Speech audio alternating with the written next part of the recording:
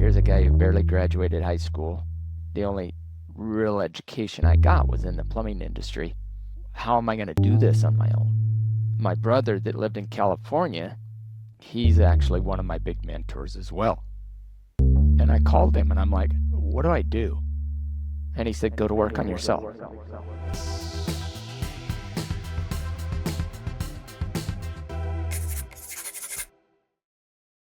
Well, welcome to Business Underdog. This is your host, Eric Remer. And today, it's just an amazing episode.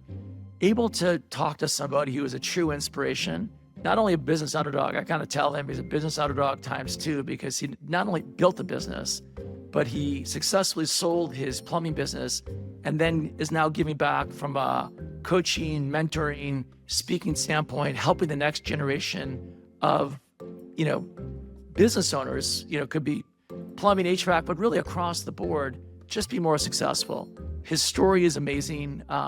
Truly reinvention, resilience, paying it forward, and at a core level, turning a very difficult background, real true adversity, into a purpose-driven business that has changed the lives of many people. He wrote an amazing book called Never Buy the Book, which you should go out and pick up, that has amazing lessons, real life lessons, not just to grow your business more successfully, which it's a big part of it, but also to grow yourself. So his combination of, as I always talk about, how do you grow yourself personally and professionally, is what Kelly's all about. So sit back, enjoy, and I think you'll learn a lot in this conversation. Welcome to Business Underdog. I'm your host, Eric Remer. And again, I could not be more excited to have my guest today. This guest not only is a true business underdog, but he's kind of the next level business underdog. Took his business, successfully built it up, all the great things that he learned along the way, sold it, and now has taken his knowledge, his learnings, his experience, and giving back to, next generation of, businesses so they can have the same success he did. So it's kind of business underdog times two. So Kelly Schols, who I'll be introducing shortly, is an author, speaker, business and financial coach, and success mentor. The things we're going to go over today, which are awesome for any business, regardless of what your business is: reinvention, resilience, and once you have that success, how do you pay it forward? And one of the coolest things about Kelly's story, which we'll go into, is, which all of us have to deal with at some level, and he did it more than most of us, turning adversity into truly a purpose-driven business. So with that, Kelly, welcome. Thank you so much. Well, thanks for having me, Eric. I appreciate it. Well, some people may know that you have one of the most fascinating stories that I've come across. If you got business underdog, I'm talking in business and life in general. And much of that is chronicled in the book that you wrote called Never Buy the Book, which I recommend anybody to pick up, because it's not, we were talking about earlier, not only an easy read, but incredibly informative from just a real life perspective. It's no BS, a matter of fact, very raw, very real.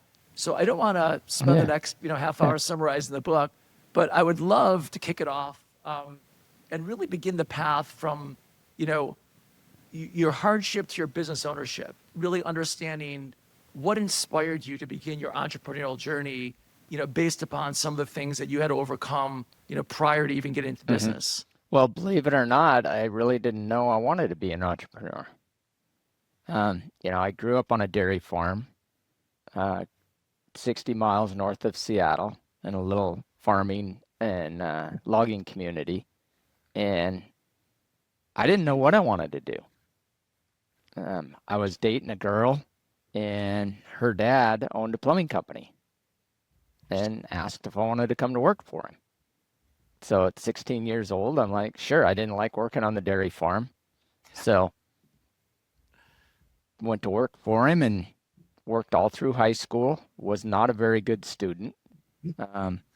So I learned at a very, very young age that the only thing that was going to get me where I wanted to be was working hard. So I had a work ethic that most people at that age didn't have.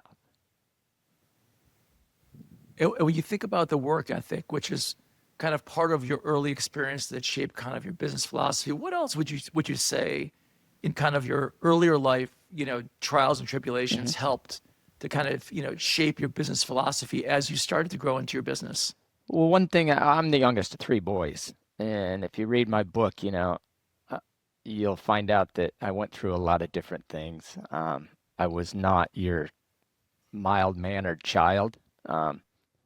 Yeah, went through alcoholism, a lot of different things, ended up in jail, um, just multiple different things. But one thing was, being the youngest of three boys, my mom raised us with an iron fist. And one thing she always told us is she never wanted to hear us say we couldn't do something. Interesting. Can't was not allowed to be used in our household. That's great. So from that point and being the youngest of three and being actually the mildest of the three, I was always pushed to better to You, do you were the mildest time. I read your book, and reading your story, it'd be interesting to hear your brother's right. stories too, right? Yeah. So, really it was the resilience of can't never did anything. And that was something that my mom from the time we were little kids pushed on us.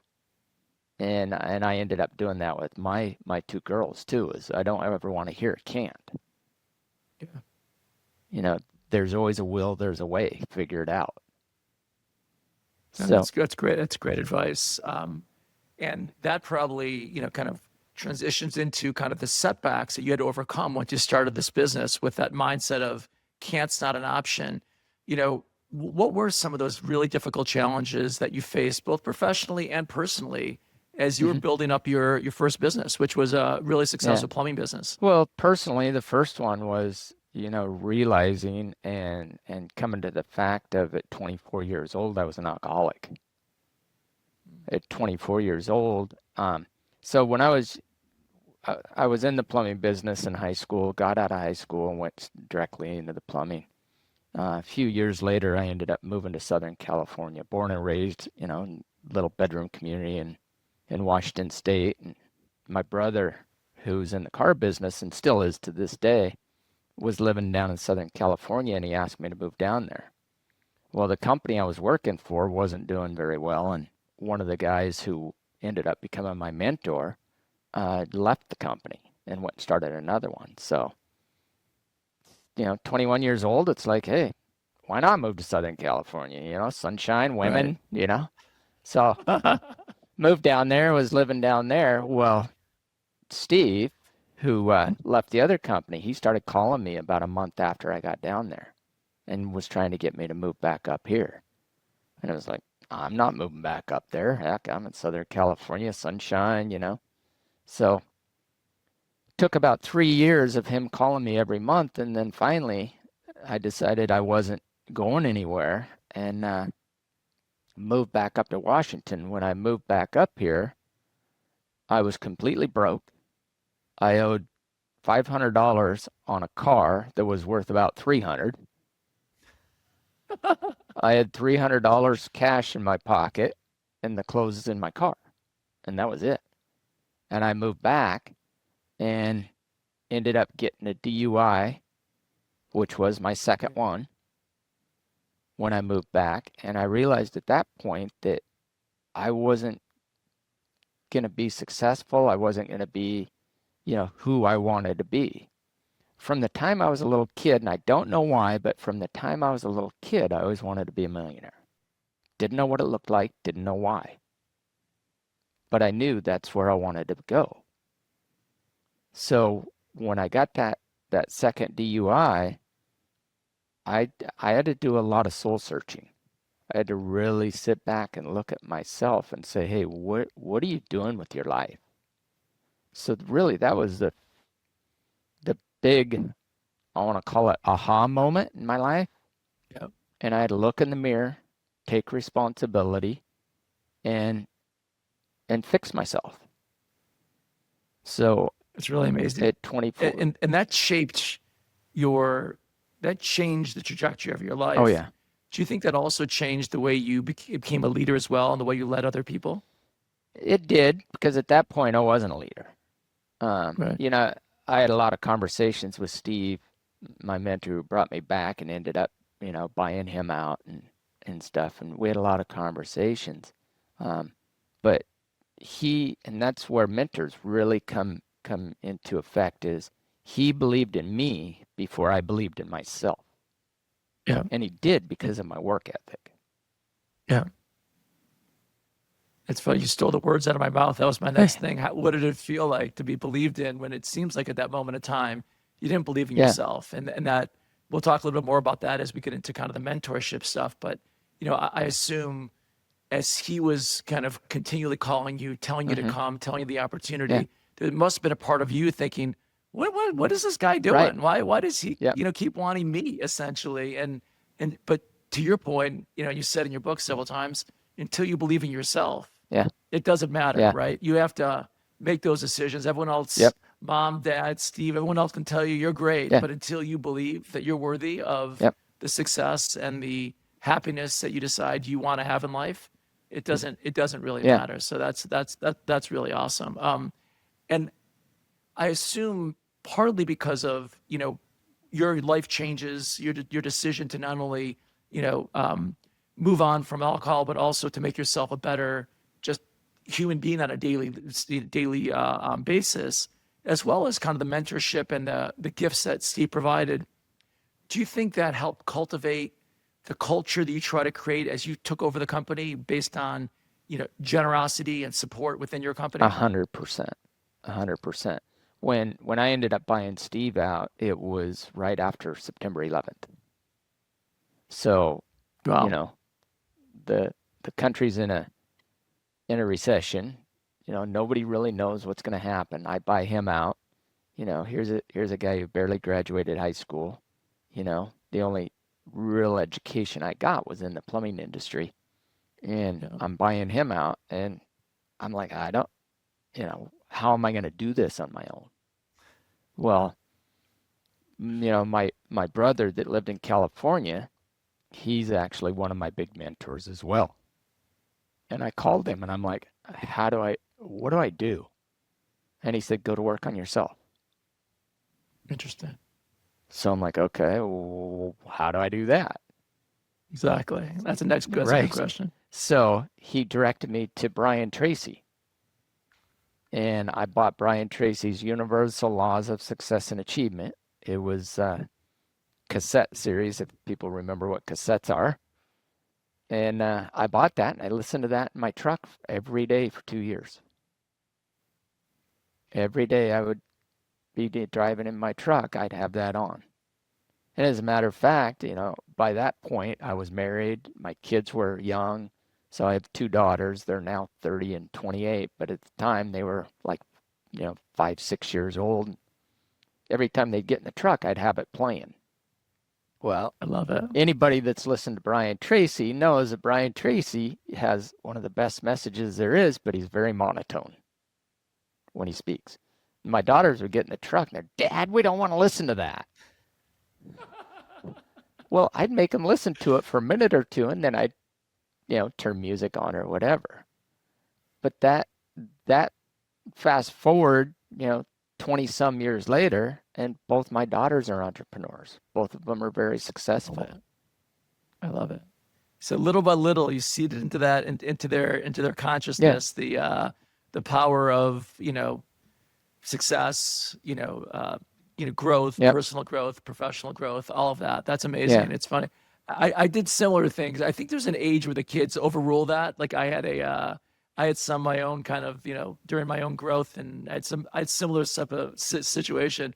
I think my daughter was probably like 8 or 9 when she's like, Dad, turn this shit off, right. But it got into them. They heard it, it was, I had read a couple of different things. I'd heard Brian, and, when this was kind of early on, but when The Secret came out talking about manifestations and things of that nature. And, I had done some stuff prior, but I was, I actually liked some of her messaging, and I liked the Wayne Dyers of the world and some of those people. And I would play their tapes in my car, and I'd have Wayne on talking about the power of intention. And he was, I'd be like, I'd stop and I'm like, Ella, did you hear that? And she's like, Dad, I'm trying not to listen. Right. That's really Yeah. great, though. That's really awesome. I love Yeah. that. So, within your, business, you brought this up earlier when we talked, what role did community involvement and really you were focused on helping your team have financial literacy. Not only does it help them, how do you think that helped your company grow? Oh, tremendously. I mean, we used it as a recruiting tool to Interesting. bring techs in, is personal development. So with personal development, so we ended up going through some of the stuff we went through. We ended up joining Service Nation Alliance, and became really involved in that. And through that, learning from other people, I learned that about the training and coaching and different things. So we were actually training 5 days a week at our company, Wow. Wow. and everything from personal development. One day was dedicated to personal development, sales training, customer service training, technical training. So we were doing that, and my manager and I were looking for content one day, and he said, "Hey, why don't we do some Dave Ramsey training?" And at that point, I'm like, "Who's Dave Ramsey? I'd never heard of him." He goes, so he tells me, so I look him up and I go, "Oh my God, I've lived my life by this guy's principles." Well, Interesting. that's something Steve had taught me. The mentorship that he taught me was, pay off your bills, do this. And he, first thing he did when I moved back from California is he handed me a book, The Millionaire Next Door. Yeah. And he said, "Here, kid, read this." And I read it, and then he mentored me through it. So when I started reading and figuring out about Dave Ramsey stuff, I'm like, yeah, I've lived my life by this guy's principles. So we started teaching our employees that. So at the time, we took 14 employees and put them through an 8-week course. And when we started it, their total debt with all of them was like $196,000, not including their homes. In 8 weeks, that debt was down to $146,000. Wow. And Did you see how many of those people that you had trained along the way went on to ultimately build their own businesses? Was that part of your goal to help them ultimately achieve what you achieved? there are the majority of the companies in my community, the plumbing companies in my community, have worked for me or Steve at one time or another. And I still see quite a few of them. I just did a remodel on my house, and I had one of my ex-employees come in and do the plumbing for me. But yeah, I see them around the community. I talk to them. They know that they can call me at any time when they have questions or anything. And it's funny. Some people would look at that and be like, "Well, you're helping to create competitors," Hmm. and you're like, "No, I'm helping to create better human Yeah, beings." Right? yeah, If they're competitors, they're competitors. There's more. There's enough business for everybody, but these people will not just be better employees while they're with me. They're going to be better, partners, husbands, fathers, brothers, sisters, whatever they're going to be. And if we as, leaders, whatever platform we have, can enable people to grow the words I use, grow as people and professionals, people first, professional second. How do you grow as a human being first and foremost? Because that's all we are here. Then we win. Success of our business becomes a secondary causation of what we did in the first front part, which it sounds like that was your philosophy from really day one. And that's so cool. I love it as well. When someone call me and be like, they're starting a business or they're doing something. And Eric, I just want to thank you. What I learned some of the stuff at, Pay Simple back in the day. yeah, And I'm like, it just, you get a little like, it yeah. feels It good does feel because you good, weren't doesn't it? trying, you were just doing what you felt was Yeah, right. But if they took that, whatever that they took from you, hopefully they ignored some of the noise that I said and right. took the good stuff, and they went on and did something. It feels Yeah, awesome. And I'm sure you've had that many times over. I have. And, I learned, and I think Brian Tracy's the one that said it. And either Brian Tracy or Zig Ziglar, the more people you help, the more you'll get what you want. Right. Totally. And that's Um, totally true. it's totally Yeah. true. Because it's on so many levels. So part of your process, what you did within the training, you know, you have a strong belief in mentorship. How do you apply that mentorship and call it your coaching practice today? How does that kind of come together? Well, number one is showing them. And, one big thing that a lot of business owners are afraid of, and men in general, is being vulnerable. That's tough for a lot of people. And Yeah, as you can tell from my book, I'm a very vulnerable person. incredible. Yeah, Same thing when I speak. Same thing when I'm coaching. I'm very vulnerable. I'm not afraid to share my story, what I went through, what I dealt with, how I got to where I'm at, because people help me get through it. My ex-partner who mentored me, my brother who mentored me. I have some other people that I've met through Service Nation Alliance and different things that have been mentors and coaches for me.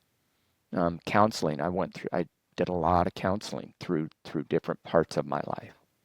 So any time I've had diversity or challenges, the first thing you do is look at yourself. Look at yourself in the mirror and say, what can I do? What can I change as a person to move forward? And when you do that, it's like, okay, well, I can change myself. I can do this. Now, how can I help other people? And just by sharing your story and being vulnerable, it lets people know that you're real, yeah, that you're not just some suit up there, collecting all the money, because that's what a lot of people see. yeah, totally. It's interesting when you use the word as you're authentic, and people can feel that. I mean, especially the younger kids can read through the bullshit real Oh, quick, right? And yeah, they know when someone's being real. What I find so interesting, as you're willing to open up and being vulnerable, most people at a core level, they want that.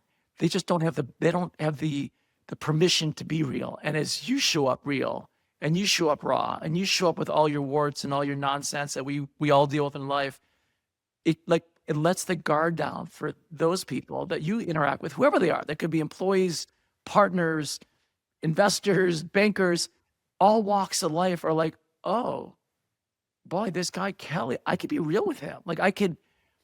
I've been wanting to be real, but nobody allows me right. to be because I'm supposed to be this strong man and Yeah, can't show my weakness. And then all of a sudden it's this relief yeah, that you give people the gift yeah. of opening themselves up in a world that doesn't usually allow them to do that. So Well, and that's the thing. that's amazing. That's the thing with financial training, is it's so tough for people to talk about finances. When I first started it with my company, people were hesitant. But as I shared that, hey, at 24 years old, I was dead broke and an alcoholic. Yeah. Now I'm debt free and a multimillionaire. And here's how I did it, through the home service business. Yeah. And I wasn't making tons of money, but here's the principles that I applied to my life to get me to where I am. And when you take somebody who barely graduates high school, who been in and out of jail when I was younger, almost got killed 3 different times when I was younger in motorcycle accident, car accidents, and completely broke. And to be able to overcome that and move forward, now I can share that with people and be open, and they're like, hey, yeah, he is a real person. Yeah. That's amazing. And it probably resonates with a lot of people who've had similar struggles. One of the things when you talk about money, which I think is amazing because I think it's insane. I have 3 kids. They all went through high school. There's not one financial literacy course in their high schools or their colleges, right? And I try to give them that, but it's hard because, I'm living my life and stuff, but they learn calculus, which they'll never use, but they don't learn how to, add, pay a checking account, whatever it is, so it's kind of an insane thing. But one of the things I really loved in your book when I read about it was kind of the money mindset of how, the get rich, quick schemes, everyone's sitting there who might have been in your situation, who's broke, as doesn't know where they're going to go in the future. And all they're thinking is, how do I go from here to being a millionaire? Because that's what you want it to be, right?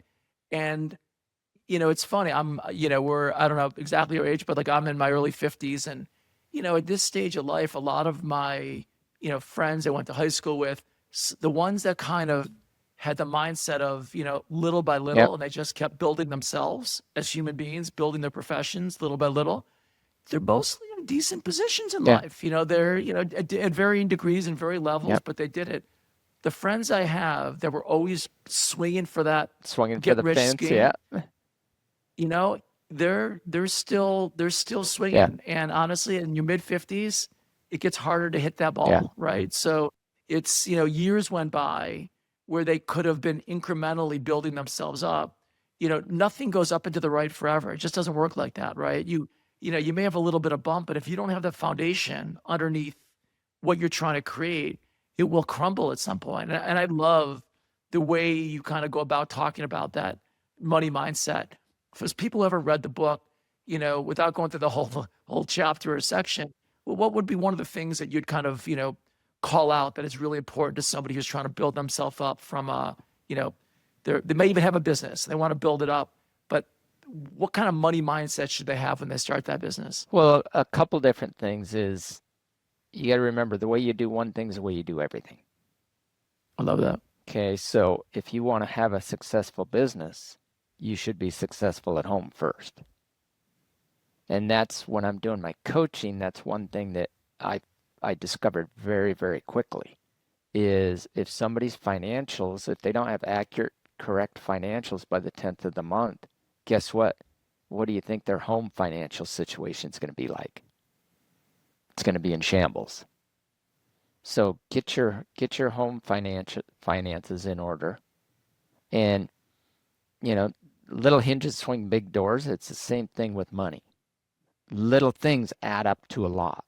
So pay attention to the little things. And I say all the time, pay attention to your needs now, and you can have what you want later. Yeah.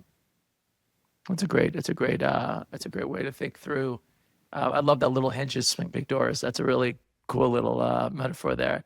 So I kind of skipped over because we started talking about it, but you sold your business successfully, which is awesome. You kind of took it over, you bought your partner out, you went through the trials and tribulations, and you got to the point where you had a really awesome exit.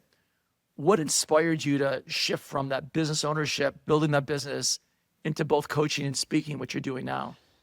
Well, it goes back to the financial literacy training I was doing. So I did that training in 2014 or 13. And that year through Service Nation Alliance, I was a big part of that. They started hearing about what I was doing with the training. And before I knew it, I was speaking at events, talking about the training I was doing with my employees. And through that, I started traveling more, going to conferences, speaking about financial literacy training with the employees. And my partners, I had two partners, minority partners at the time, they came up to me and said, "We want to buy you out."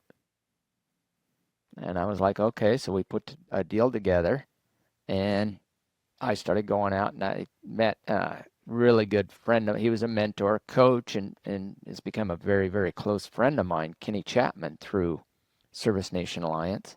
And he has a coaching group and he asked me to come work with him. So after I sold out, I went and worked with him for a year and then went out on my own. That's awesome. That's awesome. And now that you kind of left what you've known for so many years and you're into kind of the coaching and speaking, how do you define success now? What does that look like in your current role that you're helping others, not building your business, but you're helping others build their businesses and really build debt-free futures? What does that look like for you? How do you define yourself success going forward? When I see people living by their why, because that was so important to me is my why. Everything I did was for my family. And then it became to the point of for my family, and then it became for my employees. So as I can see my family grow, as I can see my employees grow, that's just satisfying. So now when I can see that and I can see, and I've actually worked myself out of jobs by helping companies grow, and then they turn around and sell. So I've had 3 different clients do that. That's awesome. Well, that's success by any Yeah, definition, right? That's amazing. but That's really amazing. yeah, when I can see that they've got to a point where they don't have to worry about money anymore, it's really satisfying to see that. No, I have a little saying where you can't thrive when you're trying to Right. survive, right? And as if you're living in survival and you're worried about, your next paycheck, your next payroll, you don't have the mental capacity and the energy to really focus on how do I not just survive, which we all have to do at some point in our lives, but how do I thrive? And it sounds like you really help them build that platform in their Yeah. businesses so they can get over the survival mode and begin to start thinking of how they actually thrive. Well, and that was a big turning point for me in my business is when I got to the point of being completely debt-free personally, Yeah. it completely shifted my mindset in my business. But once I bought Steve out, I took over the business and I became financially free personally. It completely shifted my mindset of business. I didn't have to worry so much. I knew my wife and kids were taken care of.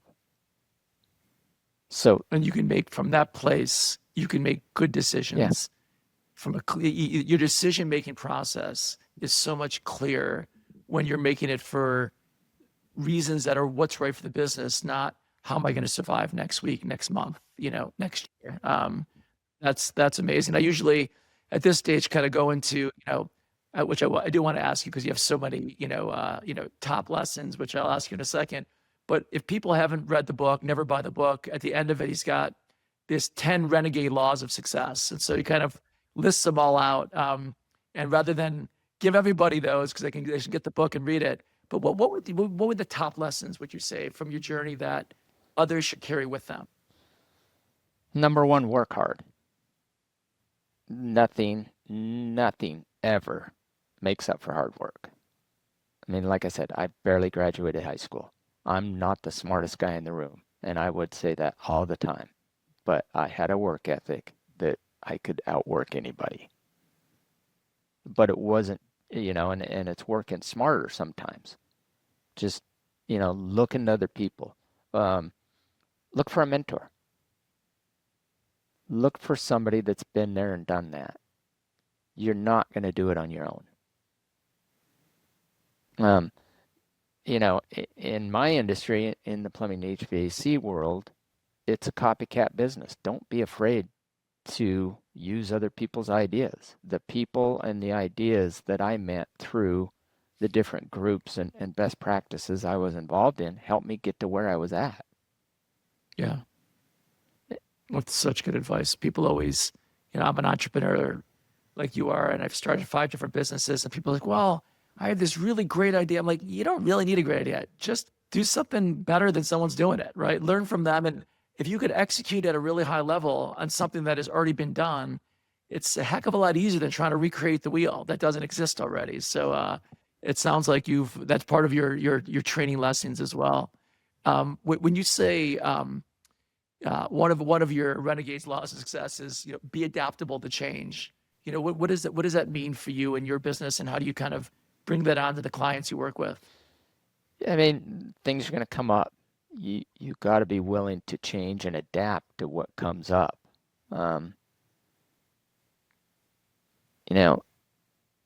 For me, going through alcoholism, I had to learn to change. What am I going to change? And for me, it's looking in the mirror. Anytime adversity comes up, look in the mirror first. What can I change about myself? Because you're not going to change anything on the outer part, right? So what can I change in myself to be able to move forward? Because the only thing is that you can control are your own thoughts and emotions anyway. You can't control anything outside of that.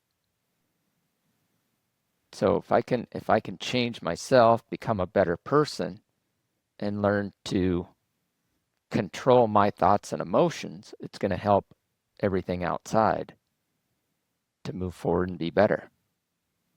No, that's great advice. The last lesson I want you to share, because I really, this is something that I think I struggled with, and a lot of people do, is your number 10 laws of success, which is, blow through naysayers.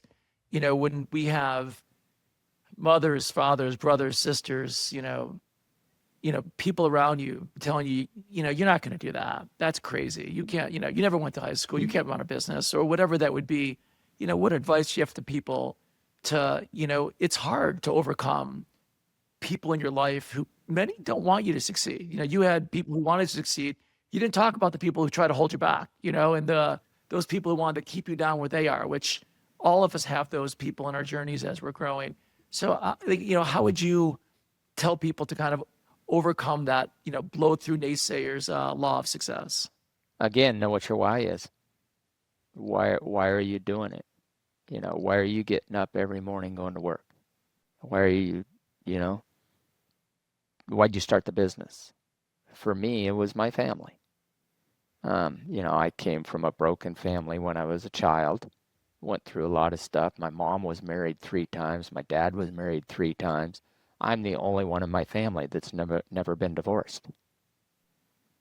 I lost my wife, but in that sense, I've gotten remarried, but I'm the only one that's never been divorced. I didn't want that. I have a very close relationship with both my daughters. So, just look at yourself, move forward, look at your why. What is your why? Why are you doing what you do? And well, Kelly, that is, we can go and I could do a list of all the amazing pieces of advice you shared here, but I want to thank you for, again, being who you are, which you always do. It sounds like, showing up raw, real, vulnerable, and sharing your kind of experience and your life journey with me and our listeners today. So, Kelly, thanks again. I can't tell you how much I appreciate it. Yeah, appreciate having me on. Thank you, Eric. Thank you for joining me on this episode. I'd like to invite you to subscribe to Business Underdog on your favorite podcast platform. By subscribing, you'll never miss an episode and you'll be the first to hear these incredible stories. Please be sure to follow us on social and visit our website at businessunderdog.com for episode updates, resources, and more. And thank you for listening today. Until next time, stay inspired, keep pushing forward, and embrace your inner underdog.